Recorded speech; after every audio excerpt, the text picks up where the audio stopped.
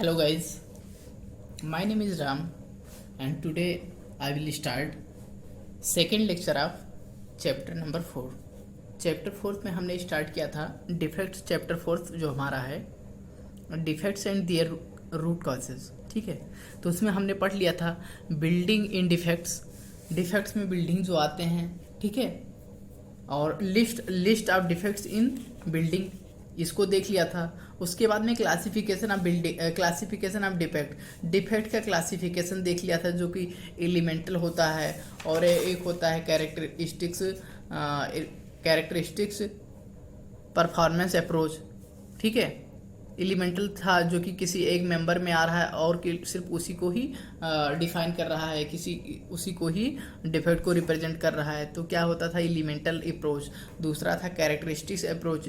इसमें देख लिया था हमने कि एक था स्ट्रक्चरल, दूसरा था हाइग्रोथर्मल, तीसरा था कंफर्ट एंड इन्वायरमेंटल परफॉर्मेंस. ठीक है, ये हमने क्लासिफिकेशन भी देख लिया था, इसका डिफेक्ट्स का क्लासिफिकेशन. अब हम आज पढ़ने वाले हैं main causes of defects in building. Building में डिफेक्ट आने के मेन कारण क्या होते हैं. लिखेंगे main causes of defects in building, यानी कि डिफेक्ट, भवन में डिफेक्ट आने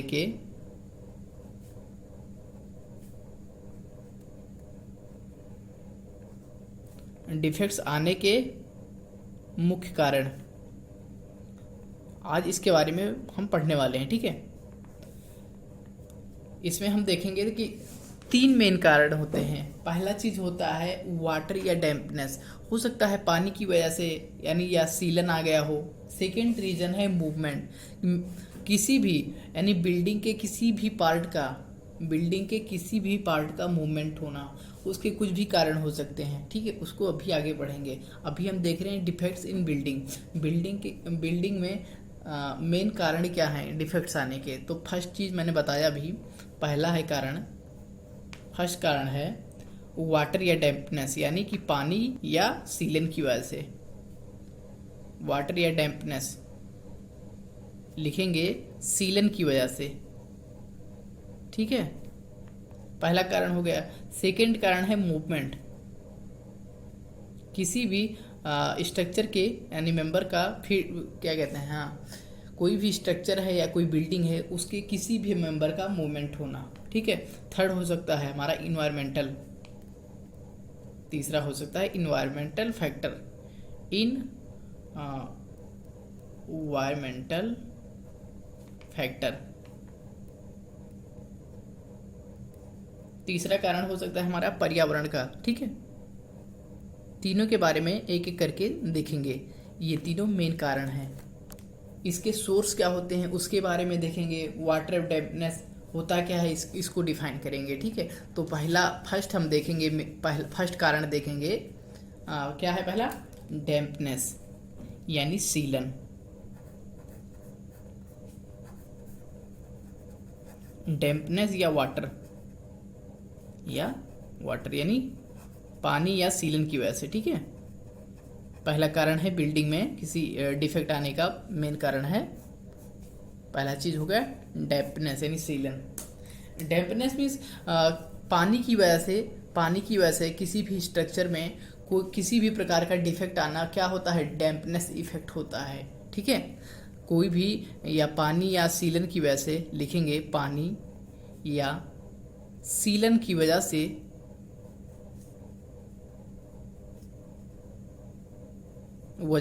स्ट्रक्चर में या बिल्डिंग में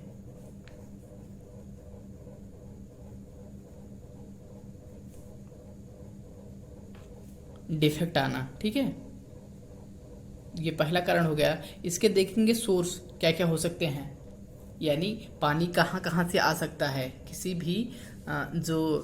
किसी भी स्ट्रक्चर में जो ये पानी यानी सीलन जो आ रहा है, इसके सोर्स क्या क्या हो सकते हैं, कहाँ कहाँ से आ सकता है कि जो कि स्ट्रक्चर को डिफेक्ट करेगा यानी प्रभावित करेगा. तो पहला कारण देख लेते हैं, सोर्स देख लेते हैं इसमें. ठीक है, कि क्या क्या सोर्स हो सकता है डैम्पनेस का. तो इसमें सोर्स हो सकते हैं, पहला चीज तो हो सकता है रेन, यानी बारिश हो सकती है। फर्स्ट कारण तो इसका हो सकता है बारिश, रेन।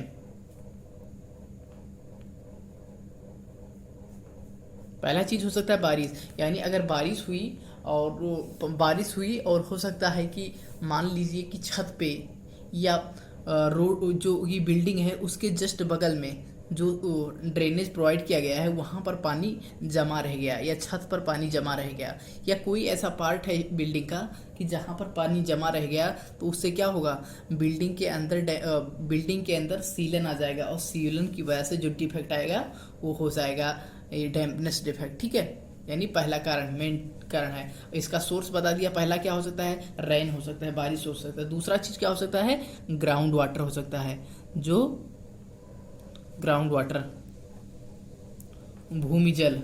ठीक है, इसकी वजह से भी क्या हो सकता है डैम्पनेस आ जाए, यानी सीलन आ जाए।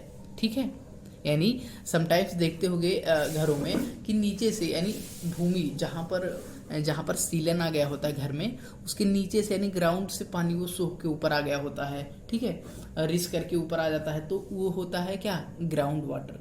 इसमें नेक्स्ट चीज हो सकता है कि कंस्ट्रक्शन प्रोसेस, जो निर्माण की प्रक्रिया की गई थी, तभी से उसमें क्या कहते हैं डैम्पनेस आ गया था स्ट्रक्चर में। ठीक है, तो क्या हो सकता है थर्ड कारण, थर्ड मेन रीजन हो सकता है कंस्ट्रक्शन प्रोसेस, यानी कि जो बिल्डिंग निर्माण की गई थी उसी प्रोसेस में, उसी दौरान, यानी निर्माण प्रक्रिया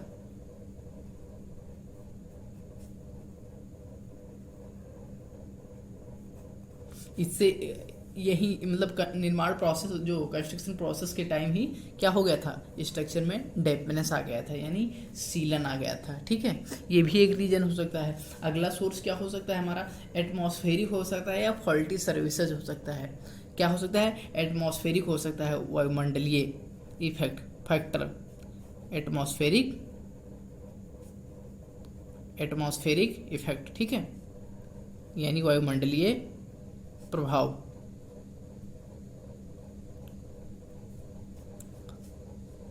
अगला क्या हो सकता है, अगला हो सकता है हमारा फॉल्टी सर्विसेज, जो फॉल्टी सर्विसेज जैसे कि क्या कहते हैं, स्ट्रक्चर में कोई कमी हुई या कोई चीज़ दिक्कतें हुई, तो उसमें जो भी सर्विस किया गया, तो हो सकता है पानी, यानी इसे क्या कहते हैं, पानी की उसमें अधिकता हो गई। ठीक है, अधिकता हो गई तो क्या होगा, वहाँ भी सीलन आ जाएगा। तो ये सब रीजन ये सब सोर्स हैं, पानी उसमें बिल्डिंग में क्या कहते हैं डैम्पनेस आने के, ये सब सोर्सेज हैं। ठीक है, फॉल्टी सर्विसेज, ठीक है। सेकेंड पॉइंट क्या बताया था, मूवमेंट की वजह से। किसी भी स्ट्रक्चर का कोई भी मेंबर, स्ट्रक्चर का कोई एलिमेंट हो सकता है, कोई पार्ट हो सकता है जिसमें क्या हुआ, मूवमेंट आ गया। उस मूवमेंट की वजह से जो डिफेक्ट आएगा वो क्या है, मेन कारण है स्ट्रक्चर में के डिफेक्ट में आने का। 3 मेन कारण बताया, पहला बताया डैम्पनेस, दूसरा बताया है मूवमेंट, और तीसरा क्या बताया, इन्वायरमेंटल फैक्टर। ठीक है, तो दूसरा लिखेंगे, सेकेंड लिखेंगे मूवमेंट।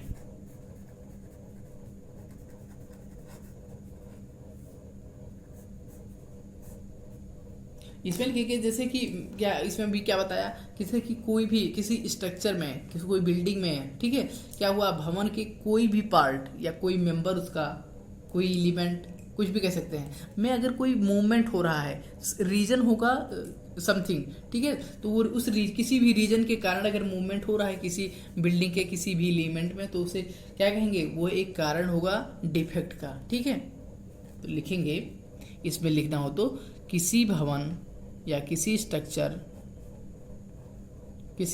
या बिल्डिंग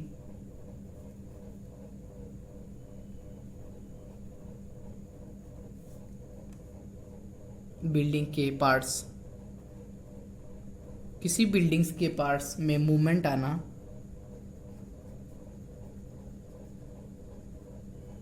मूवमेंट कैसे आए, मूवमेंट की आने के कारण क्या है, तो सोर्स उसके लिख लो कि क्या क्या सोर्स हो सकते हैं बिल्डिंग के पार्ट्स में मूवमेंट आने के, सोर्स क्या क्या हो सकते हैं। तो इसके सोर्स में लिखेंगे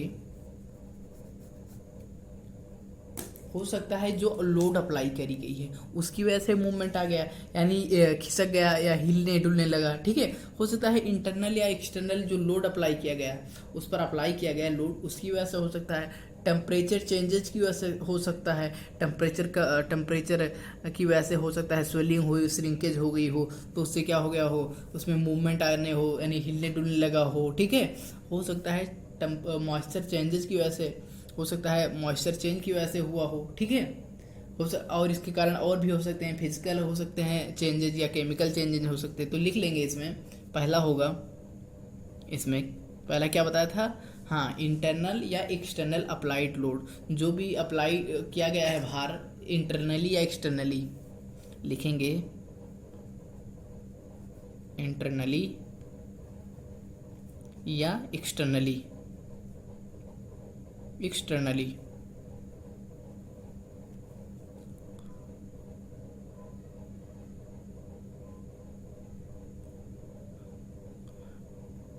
एक्सटर्नली लोड या भार लगना या लगाना, ठीक है, पहला चीज़ हो गया। सेकंड चीज़ होता है टेम्परेचर चेंजेस की वजह से हो सकता है, यानी टेम्परेचर चेंजेस, टेम्परेचर के बदलाव की वजह से, ठीक है। सेकेंड नेक्स्ट होगा मॉइस्चर चेंज, यानी जो उसमें मॉइस्चर था वो कम हुआ है, ठीक है, मॉइस्चर चेंजेस की वजह से। तो हो सकता है कि स्ट्रक्चर में कोई मूवमेंट आ गया हो उसकी वजह से, मॉइस्चर चेंज की वजह से, तो ये भी एक प्रकार का हो सकता है सोर्स, ठीक है, मॉइस्चर चेंज।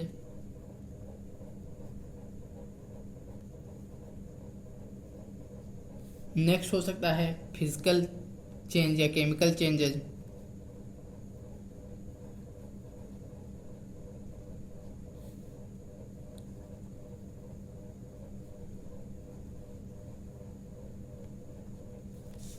ठीक है। तो इसमें क्या स्टार्टिंग में क्या पढ़ा था, main causes of defects in building, क्या क्या पढ़ा था। पहला चीज़ बताया था डैम्पनेस की वजह से, दूसरा मूवमेंट की वजह से, तीसरा इन्वायरमेंटल। तो दो देख लिए हैं, पहला डैम्पनेस देख लिया, दूसरा मूवमेंट देख लिया। थर्ड पॉइंट लिखेंगे इन्वायरमेंटल फैक्टर, यानी तीसरा हमारा पॉइंट रहेगा इन्वायरमेंटल फैक्टर। जो तीसरा कारण है इन्वायरमेंटल फैक्टर,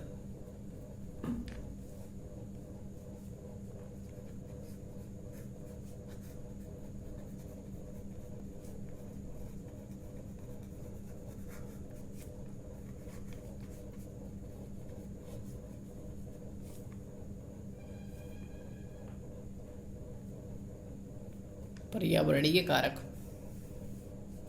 पर्यावरणीय कारक यानी जो भी जैसे सोलर रेडिएशन या टेम्परेचर या डैम्पनेस, ग्राउंड सॉल्ट, इन सब की वजह से जो भी क्या कहते हैं कॉज, ये सब जो भी डिफेक्ट आ रहे हैं स्ट्रक्चर में, वो सब क्या कहलाएंगे, इन्वायरमेंटल फैक्टर कहलाएंगे, ठीक है।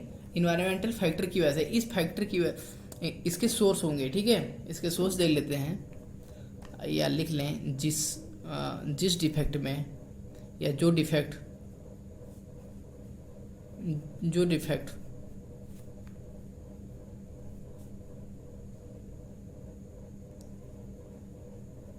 सोलर रेडिएशन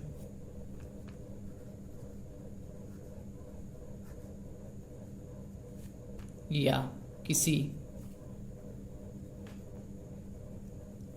भी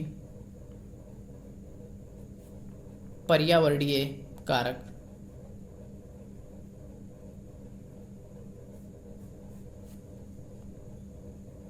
पर्यावरणीय फैक्टर या इन्वायरमेंटल फैक्टर या पर्यावरणीय कारक की वजह से डिफेक्ट आता है,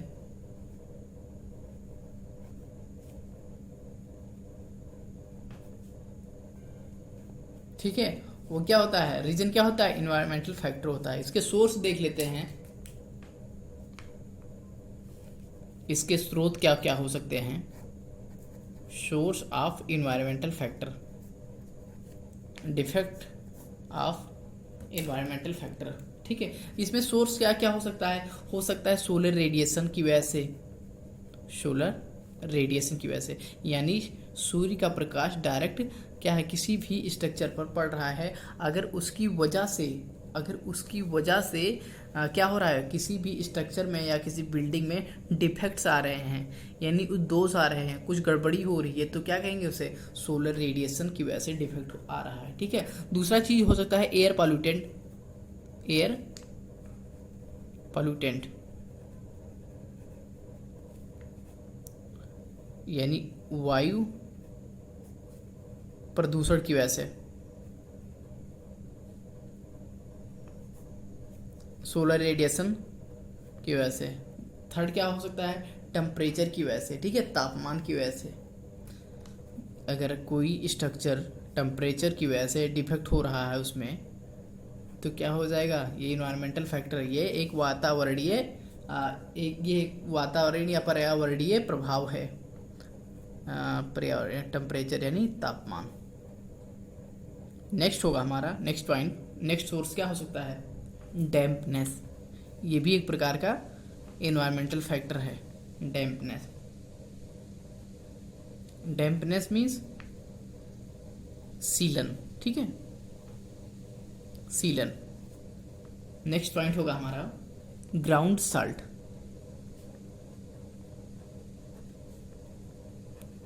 तो ये सब रीजंस हो गए, 3 मेन रीजन देख लिए हैं। किसी भी स्ट्रक्चर में मेन क्या होते हैं, कारण, 3 कारण देख लिए हैं। पहला हो गया है कारण डैम्पनेस की वजह से, दूसरा कारण हो गया मूवमेंट की वजह से, थर्ड हो गया इन्वायरमेंटल। सबके बारे में पढ़ लिया और सबके सोर्स देख लिया, एक एक करके तीनों के सोर्स देख लिया कि क्या क्या इनके सोर्स हैं, क्या क्या स्रोत हैं। ठीक है। इसके बाद में अब हमारा एक इम्पॉर्टेंट टॉपिक आ जाता है। ठीक है, जो कि हमारे सिलेबस के अकॉर्डिंग बहुत ही ज़्यादा इम्पॉर्टेंट है। तो देख लेते हैं क्या है, डिफेक्ट्स एंड देयर कॉजेज, यानी दोष और उनके कारण in various element of building के या भवन के तत्वों में से, विभिन्न प्रकार के मेंबर में। ठीक है, विभिन्न प्रकार के मेंबर में क्या है, डिफेक्ट्स कौन कौन से आते हैं और उनके कारण क्या हैं, कॉजेज क्या हैं। जैसे कि बिल्डिंग के कौन कौन से मेंबर हो सकते हैं, फाउंडेशन है, वॉल है। फाउंडेशन को पढ़ेंगे अलग, उसमें क्या क्या कारण है, डिफेक्ट न कौन कौन से डिफेक्ट आते हैं और उनके कारण क्या क्या हो सकते हैं, इसको अलग अलग पढ़ेंगे एक एक करके। ठीक है। और हो सकता है उसके बाद में पढ़ेंगे बेसमेंट के सब देखेंगे डिफेक्ट्स और उसके कारण देखेंगे। उसके बाद में देखेंगे कॉलम और बीम में क्या क्या डिफेक्ट आते हैं और उनके कारण क्या होते हैं। उसके बाद में देखेंगे रूफ देखेंगे और ट्रेसेस देखेंगे। ठीक है, छत देखेंगे, उसमें क्या क्या डिफेक्ट आते हैं, कारण क्या है, सबको एक एक करके अलग अलग डिफाइन करेंगे और उसको देखेंगे कि उसमें क्या क्या दोष आते हैं, डिफेक्ट्स आते हैं और उनके क्या क्या कारण हैं। तो मेन हेडिंग डाल लेते हैं, defects and their causes in various element of building. लिखेंगे अगली heading, defects and various causes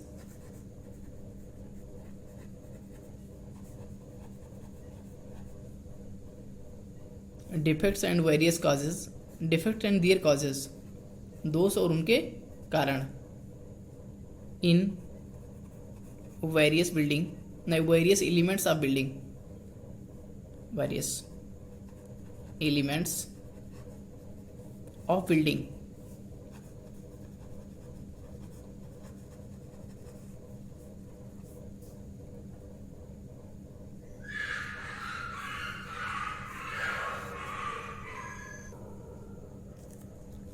तो इसमें देखेंगे क्या है, ये भवन तथा भवन के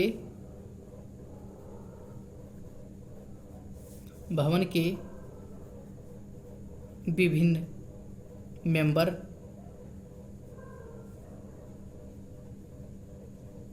भवन के विभिन्न एलिमेंट या मेंबर यानी पार्ट्स में होने वाले डिफेक्ट्स तथा उसके कारण ठीक है। इसमें कितने ये अलग अलग पार्ट्स आ जाएंगे। कौन कौन से पार्ट आ जाएंगे देखो।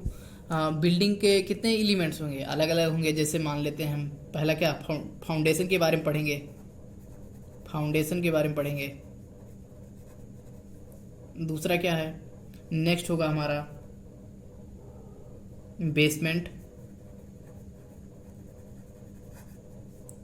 उसके बाद होगा हमारा वॉल, दीवार, ठीक है। कॉलम तथा बीम के बारे में पढ़ेंगे, कॉलम एंड बीम। नेक्स्ट देखेंगे रूफ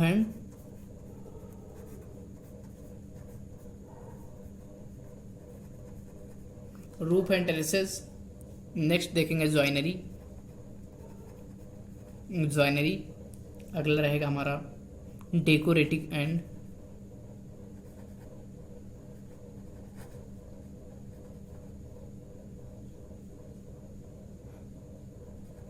एंड प्रोटेक्टिव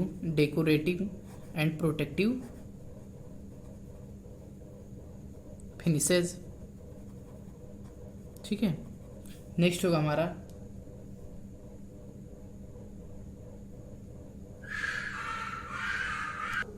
यानी इसमें देखेंगे पहला क्या देखेंगे, फर्स्ट पार्ट के देखेंगे फाउंडेशन यानी न्यू में क्या देखेंगे, डिफेक्ट्स और उसके कॉज देखेंगे, कारण। डिफेक्ट्स देखेंगे और उसके कारण, कॉजेज देखेंगे। सेम चीज़ बेसमेंट में भी, वॉल में भी वही देखेंगे, डिफेक्ट और उसके कारण। यानी हमको क्या है, बिल्डिंग के विभिन्न पार्ट, यानी बिल्डिंग के सभी पार्ट जो अलग अलग पार्ट्स होंगे, सबको हम क्या करते हैं, सबके डिफेक्ट देखेंगे कि कौन कौन से कारण, कौन कौन से दोष आ सकते हैं और उनके रीज़न क्या हैं, उनके कॉजेज देखेंगे, कारण देखेंगे, ठीक है। तो नेक्स्ट डे यानी नेक्स्ट लेक्चर में हम क्या करेंगे, इसके आगे फाउंडेशन के बारे में पढ़ेंगे, डिफेक्ट्स और इसके कारण। फिर बेसमेंट के बारे में पढ़ेंगे, फिर वॉल के बारे में पढ़ेंगे, कॉलम के बारे में पढ़ेंगे, एक एक करके सबको डिफाइन करेंगे, ठीक है। Thank you.